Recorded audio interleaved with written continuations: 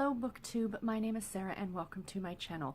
Today I'm coming to you with my weekly reads for February the 3rd of 2018. My weekly reads are where I talk about all the books that I finished this week and the books that I am currently reading. So to start off with, as usual, what is in my mug? It's not a mug. It's my Venti size cold cup from Starbucks. Yes, I stopped at Starbucks. I went and got my nails done this morning, and I made a stop on my way back. I was just craving something cold. Do you know what I mean? It's minus 14 degrees out, but I just wanted... Do you guys get that? You crave like a cold beverage, especially in the wintertime? And since I'm not actually going to be outside doing anything, I'm going to be in here, I can absolutely justify it because we have the heat on. This is a peach citrus white tea infusion. These came out in the summertime, and of course they're still at the Starbucks locations. This is so good. It is a white tea with a peach and citrus tea infusion, so they really steep it and then add it to it. It's really good. You can get it with or without lemonade. I get mine without lemonade because I do find it's awfully sweet with the lemonade, but that's just me. I'm not one who particularly likes a very sweet beverage. So yeah, so this is what I am currently drinking. So the other thing before I get on with the books is you might notice that I have this behind me now. I was getting set up to film and I'm doing some stuff and I'm looking at it, and the way that I'm sitting, the topmost part of the cat tower, because yes, if you're new, there's a cat tower under here. It looked like it was like encircling the top of my head, and it was kind of funny looking. And I thought it is kind of ugly to look at, so I had this lovely like wall hanging thing. So I just kind of draped it over there. It's just that's the only reason it's there. The cats are both currently sleeping in bed, so I don't have to worry about them trying to come up and jump onto this while I'm recording. If at any time they would, I would pause the video and take it down so they could have access to their cat tower. But yeah, so that is just something kind of new in the background. I know. It's not terribly interesting, but it's still better looking than that kind of ratty cat tower that they love so much. So let's jump into the books that I finished this week. The first book that I finished this week was The Forgotten by Heather Graham. This was narrated on audio by Phil Giante. This is book number 16 in the Crew of Hunters series. It was published in 2015 by Mira. I think it's M-I-R-A. It's a subsidiary of Harlequin. I gave it 3.5 stars, and it has an average rating of 4.05 stars on Goodreads. I got 3 challenges completed out of this. The first was the Triple RC challenge for January, challenge number 7, which was Appreciate a Dragon Day, where you had to read a paranormal type romance. The second one was for the Stacking the Series challenge. I got my first book done for that challenge. And the last is the Where Are You Reading? I ended up getting the state of Florida for this one, so that was great. Not the best of the Crew of Hunters series, but still an enjoyable book. This one was about a woman who was murdered, and her husband kind of ran with this very bad group of people who ran drugs and were probably responsible for some horrible murders and things like that. And this also features the woman who was friends with the main character from the last book, from book 15. Her name is Laura, the one in this story, excuse me, and she has moved from Virginia to Florida, and she works doing PR for a dolphin training research kind of place. And yeah, so pretty much it's trying to figure out who murdered this woman, because the man who ran this bad operation that her husband belonged to, he claims to have never gone after the family. Like, if he had beef essentially with the people he employed, quote unquote, he went after them. He never went after their wives or children or anything like that. So he is venomously denying it. And they're being visited by the ghost of the husband. And he's saying he didn't kill the wife. And then the wife is saying, no, he did. He pushed her. And there's this whole other thing with zombies, and it's kind of creepy. It was a really good story. I enjoyed it. Phil Giante does a great job narrating these books. Luke Daniels narrated them up until I think about book 12 or book 13, and I really liked him. And I'm disappointed he didn't continue on, but this narrator's doing a really great job. And again, not the best in the series, but still a highly enjoyable read, and I liked it quite a bit. The next book that I finished was The Chocolate Cure by Roxanne Snopek. This is book number 4 in the Love at the Chocolate Shop series. It was published in 2017 by Tool Publishing. I gave this book 4 stars, and it has an average rating on Goodreads of 3.75 stars. I got 3 challenges out of this one completed as well. Challenge number 3 for the Triple RC for January, which was the featured author challenge. She wasn't actually the featured author, but I think the featured author did paranormal, and even though I just read a Crew of Hunters book, paranormal, vampires, and things like that aren't really my jam, so I ended up just going with a contemporary, which they allowed. The next one was for, again, the Stacking the Series challenge. I got my 2nd book for that one. And the 3rd for the Where Are You Reading challenge, I got Montana, the state of Montana completed. This was probably my very favorite out of all of the Love at the Chocolate Shop books so far. I know there's only been 4, but it's still been my favorite, like, to date. This is an adorable story about Maddie and Mick, and Maddie on New Year's Eve, while highly intoxicated, stands up on the bar and announces to the entire town that she is giving up chocolate and men and meddling for the new year. And she decides she's going to turn over a new leaf. She's having issues with her job. She's a real estate agent. And she's a little too honest to the point where she's not making any sales. You know, like the couple might go into the backyard of this home in the wintertime, and of course it's all covered in snow.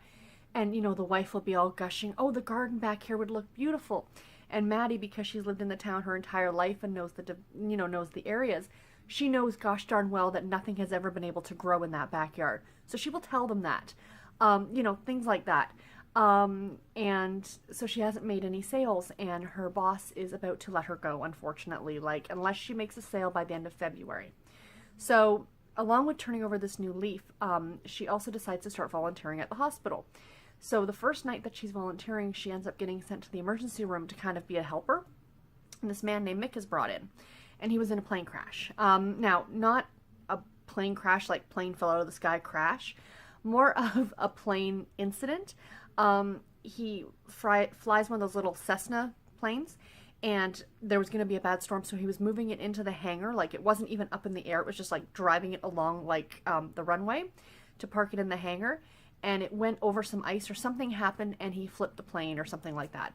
So, he's pretty badly injured, mild concussion, dislocated shoulder, dislocated knee, the whole 9 yards. He was in a lot of pain in the emergency room, and she seemed to be the only one who could get him to calm down, so they didn't have to restrain him, essentially. And then the story kind of goes from there. She finds out, because he's a friend of her sister's fiance, that he is selling this property. So she's thinking, well, great, if I can get him to sell this property with me, I can make a sale and all these things. But of course she's too honest, and he's kind of debating on whether to keep it. So instead of her pushing him to sell it, she's kind of pushing him to keep it, even though she's putting her own job in jeopardy. The story was really, really adorable. I love these two. I love the banter back and forth. Just even between the characters themselves, there's this great banter. One of the nurses, his name was Greg, the night that Mick's in the ER, and he's in, just horrible amounts of pain. And they have to take him to have a CAT scan or something like that. And I just laughed, because being someone who spent a lot of time in the hospital, I can appreciate this.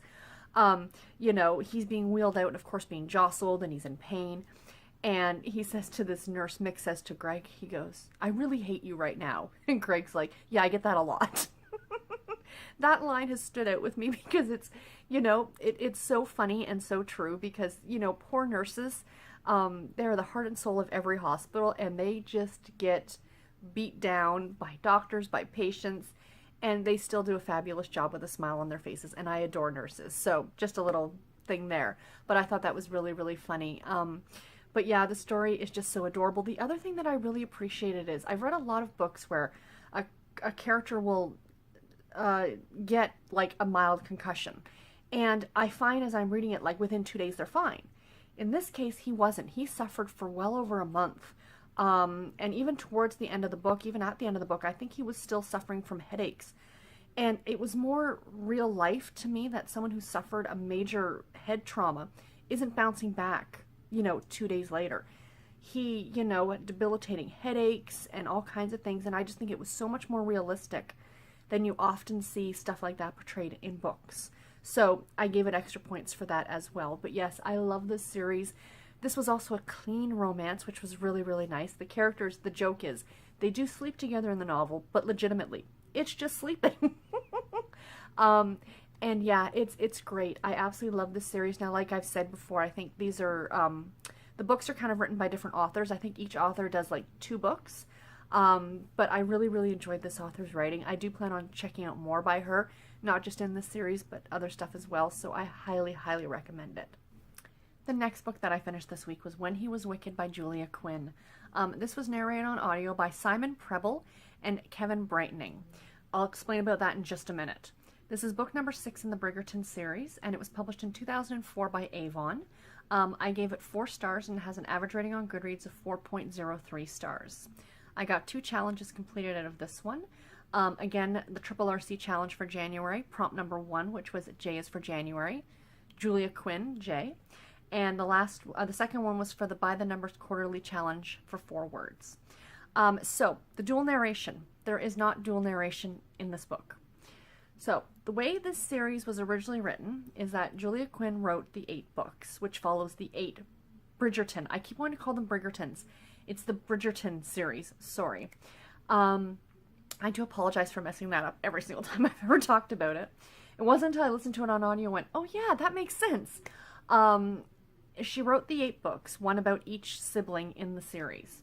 And then years later, she went back and she not rewrote, but then wrote a second epilogue for every single book. And the new books that were published, like when they republished the books, they included the second epilogue in both the print book and the ebook format. So up until this point, I have read all those newer publications that include the second epilogue. The second epilogue is really, really fun. There's an epilogue to every single one of the books that kind of tells you about, however many, a year or so later or whatever the case may be, where the characters are. The second epilogue goes even further into time to tell you where the characters are, which I absolutely love. And originally, the second epilogues were included in a bind-up that was done called, I think, Happily Ever After, which actually includes the novella that includes the mother's story, like the mother and father of these 8 kids. I really do want to get my hands on it and read it because I think it would be fantastic. But, so as I said, up until this point, I had read every single one of these books with the second epilogue. I got to this one, and this audiobook on Audible does not include the second epilogue. So I guess they recorded the audiobook before she went and wrote the second epilogue. So anyway, but the second epilogue is not available on Audible either, and I was kind of disappointed. I thought, oh shoot, I hope I can just get just a copy of that. I just want to read that so I can kind of keep it all together, right? Well, I went on the Toronto Public Library website for Overdrive, and they have all the second epilogues as a separate audio file. It's like an hour long, and it's a different narrator. So Simon Preble does the narration for the main book, and Kevin Brightening, yes, does the second epilogue part of it. So, super fun. So yes, I read both of them, or listened to both of them, I should say. This is the story of Francesca. She is one of the middle sisters, and she married, nothing spectacular, no, big romance. She got married, and she loved her husband very much. It was a love match as much as it was a marriage of, these 2 families joining or what have you. She was now a countess and all these things, and they had a family estate in Scotland. And Michael is her husband John's best friend. They're actually cousins, but they were raised together after Michael's mother died. I think his mother died, and then the father or something like that. I can't really remember. It's just touched upon very briefly. But the 2 boys are raised very much together. And but because, the 2 fathers, so Michael and John's fathers were actually twins. John's father was born 4 minutes ahead, so he was the one who inherited the title and the money and the land and all those things. And then, of course, that went to John when his father passed away. So Michael, being like the cousin, he doesn't really get anything. So Michael has been in love with Francesca since they met. They met, of course, at the engagement party, but Michael didn't know right away that Francesca was actually the one who was getting married to John. So he has kind of harbored this love and affection for her, and they're all best friends, and she considers him to be a best friend. And this is no spoiler because it happens right at the very beginning of the book, but John dies. So, and you actually find this out in previous books. This book runs parallel almost with books 4 and 5. So I like the fact that they don't like necessarily build off of each other. They kind of, the way they go.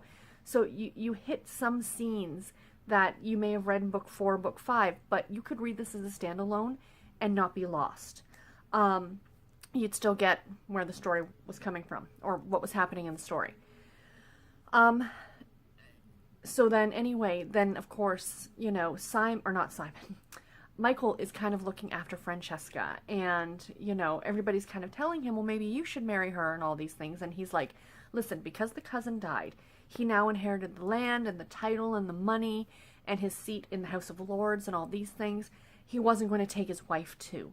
Considering how in love with Francesca he was, he really felt sick to his stomach that, you know, what if in some way he wished this to happen? Do you know what I mean? It was a really, really great story. I really enjoyed it. The reason it didn't get any higher than a 4-star, though, is because you really did not see too much of the other Bridgertons.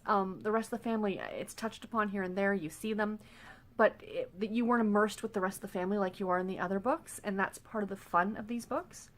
There was one line at the very end of this book that almost brought me to tears. I was sitting in the lunchroom eating and, you know, doing my knitting and listening to this, and what I love is that each chapter starts off with a letter, going back and forth to two of the characters. And in this one letter, it's actually John's mother who's writing to Michael after, towards the end. I'm not giving anything away. It's a happily ever after. We all know this. I've always said that. That's the beauty about romance novels. The couple that meet on the first page or the couple that get married at the end, it's the journey on how they get there. You know what I mean? But anyway, he's writing to Michael, and she says something along the lines of, thank you for letting John love her first. And it just, it was wonderful. I'm so glad I also listened to the second epilogue. It was wonderful as well, and part of that had me getting a little teary-eyed. But yeah, all in all, a really, really great story. I adore this series. If you guys saw the video a few days ago, me and Sissy from the Romance Queen of BookTube are doing a romance readathon. If you're interested, I highly suggest picking up one of the Bridgerton novels. If you have not read any of them, start with The Duke and I. Absolutely fabulous. And the last book that I finished this week is A Valentine for the Cowboy by Rebecca Winters. This is book number 1 in the Sapphire Mountain Cowboy series. It is a Harlequin Western romance, number 1626 in that big series. It was published in 2017 by Harlequin Enterprises. I gave this book 3 stars, and it has an average rating on Goodreads of 4.06 stars. 4 challenges completed out of this one. The first, for the Harlequin, this is actually also the first book that I finished in February, just so you know. I got the Harlequin Romance Monthly Theme Reading Club, which is, again, hosted by Sissy. This was my February 2018 pick, which was read a book about Valentine's Day. This fits. The next one is for the By the Numbers Quarterly Challenge. This was good for 5 words.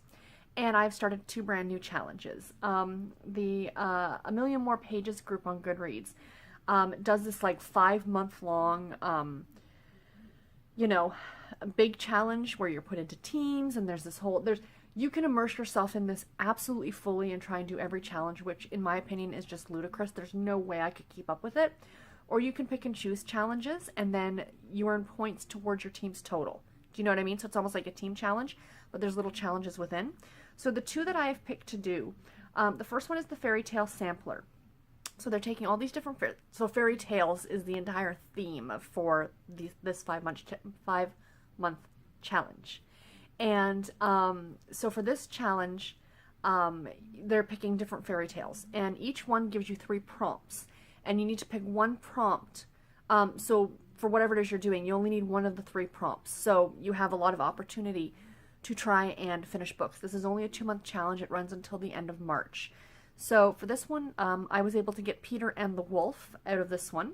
And it was read a book with the letters W, O, L, and F in the title. And if you look at the title, all 4 of those letters are contained within that title. So, yay me.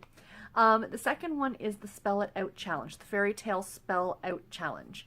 And I think they give you something like 20, is it 20? It might be 20 different characters, Cinderella, Sleeping Beauty, Rapunzel, stuff like that. And you have to spell out each of the characters' names using book titles and authors. You can use each book twice, once for the title, once for the author, but you can't use it within the same character name. If that makes sense. And, excuse me. So for this one, I was able to get the A in Little Mermaid, and I was also able to get the W for Snow White, or one of the W's for Snow White for, of course, Rebecca Winters. So yeah, so those are kind of fun. That challenge actually runs the entire 5 months. It doesn't end until the end of June, I think, so I've got lots of time to get that one done. Anyway, my thoughts on this book. This story seemed to keep going around and around and around in circles for me, like merry-go-round.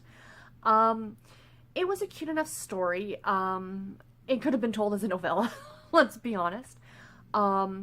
It was the story of Eli and Brianna, and they meet by chance, and he's kind of had a rough go of it. He has a 15-month-old daughter, and right after his wife, because he was married, after his wife gave birth, she suffered from postpartum depression, very severe postpartum depression. And she ended up going back to her parents' house, and they ended up filing for divorce. She didn't want anything to do with the child. She signed off all of her parental rights and things like that. And so then it's like a year after the divorce, but he's still wearing his wedding ring. And he meets Brianna in his family's gem shop. And he thinks she's there with his brother. And, there's kind of a lot of, misunderstandings and things like that. So by like chapter 3, they kind of explain to each other, like he explains kind of why he was gruff with her, because she had the daughter was at the gem shop with the grandmother, and Brianna kind of took her and was holding her, and the daughter really took to her and things like that. And, he was kind of very gruff with her and took the baby back and, whatever. So in the 3rd chapter, the two of them ended up going on a date, and they're sitting in the car and everything gets explained, and I'm like, okay, that's the end of the story. But no, then more misunderstandings happen, and then it gets explained again. And then more misunderstandings happen, and then it gets explained again. It just, like I said, it just keeps going around and around in circles. It wasn't a bad story. I gave it 3 stars. 3 stars for me is average. I enjoyed it. It was a good enough read. Is it a book I'm telling everybody to rush out and read? Not particularly. Rebecca Winters also has a more simplistic writing style, I find. This was also a very clean romance, which was very nice. But yeah, I mean, overall, I'm glad I read it. I enjoyed it. Again, I'm not shouting it from the rooftops for everybody to read this, but it was an enjoyable enough read. And now on to what I am currently reading. My current audiobook is Romancing the Duke by Tessa Dare. This is being narrated on audio by Carmen Rose, and it is the first book in the Castles Ever After series. I love this story so much. I am so disappointed I've taken this long to read a Tessa Dare novel. Maybe it's just this one, but I hope all of her books are just this great. The story of this one is a girl who, she has nothing. Her mother passed when she was a baby, and her father just recently died. And he was famous for writing these wonderful stories that appear in magazines, almost like a serial, like, every week or every month there'd be another installment. And the stories themselves, even though I've never seen the movie, I know, you guys are going to laugh at, like, I've never seen The Princess Bride. But that, from what I know of the story, that's what reminded me of the dashing knight, and he's saving this poor girl, and, there's dragons, and there's other knights, and there's ladies in waiting, and, unicorns. It's that kind of fanciful story, right? And for years, the father had been telling these stories, and they'd been getting published. But he wasn't very good with his money, so when he died, she was left with nothing. So then she gets a note to meet this gentleman at this castle.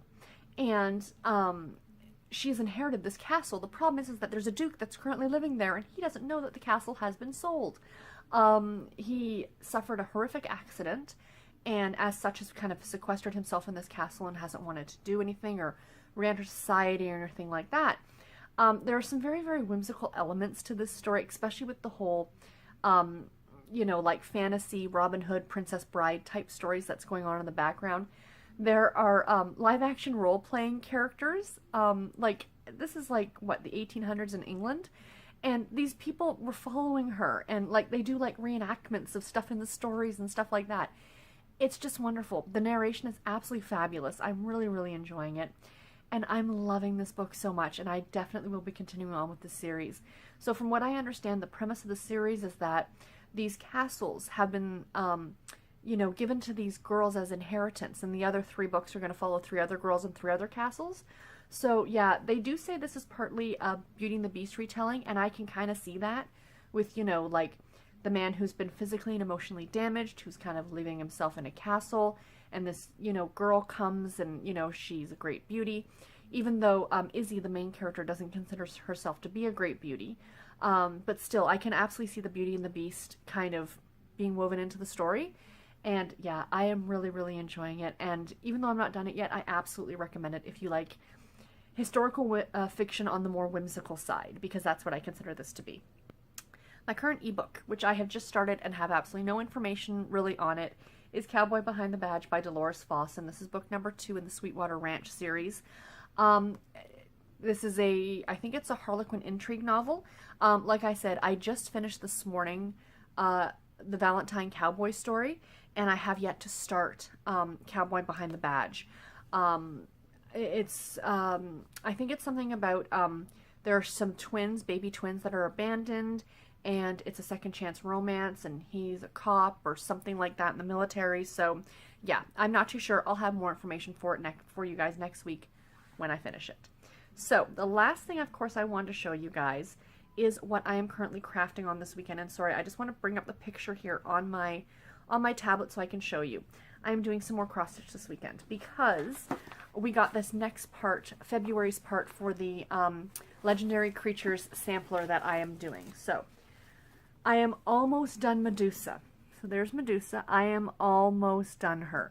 She needs eyes. She's kind of creepy right now. And then there's this little like hill part over here, and she's kind of holding some like creepy doll in her hands. It's really weird. But there's the leprechaun. Isn't he cute? So yeah, Medusa. Going over next, we got this part next, and then I have to move up and go up here to do another creature. But I will show you. So we have N and I, which were given to us this week. So I will show you guys N. Sorry for the glare on that fact that you can see my camera. But N is Nessie, the Loch Ness Monster. Absolutely love it. Sorry, that totally blew up my camera. And then I is this dude here. Kind of interesting, isn't he? What I like about this pattern, these patterns, is that she gives you the pattern, but she also gives you like explanations about what these legendary creatures actually are. So that his name is Ifrit, I-F-R-I-T, and he's from the Middle East. And yeah, so he was in the movie he was in American Gods. He shoots fire out of his eyes. That dude. I don't know. I've never read American Gods, nor have I watched it. Supernatural creatures in some Middle Eastern stories. In Islam, this term refers to the most powerful and dangerous jinn. Interesting. And not only am I getting to stitch something, but I'm learning things too. So yeah, so that's what I plan on working on this weekend, or at least today. I really at least want to get Medusa finished, and I'd like to get Nessie started. I do have a whole month to finish this one off before the next clue is released. So yeah, so far I'm absolutely loving this. I just think it's going to be absolutely adorable. So yeah, anyway guys, that is it for this video. I do hope you enjoyed it. Please let me know in the comments below if you've read anything good in the last week, or have you read any of these books that I talked about, and what did you think about them? And until my next video guys, take care and happy reading. Thanks for watching. Bye.